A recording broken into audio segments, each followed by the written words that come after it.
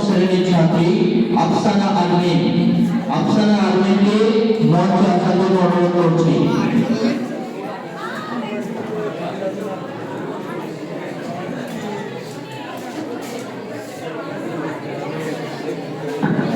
আসসালামু আলাইকুম। আমি একটি কবিতা আবৃত্তি করতে চাই। সেই কবিতাটির নাম দেশের কবিতা। লিখেছেন বিশ্বকবি রবীন্দ্রনাথ ঠাকুর। কালের যাত্রার ধ্বনি শুনিতে কি কাল, তার রব নিত্য উধাও।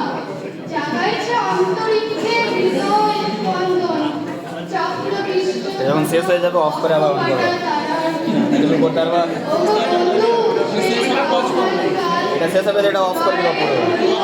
এই আবার নতুন করে আবার শুরু হবে, আবার অন করবা।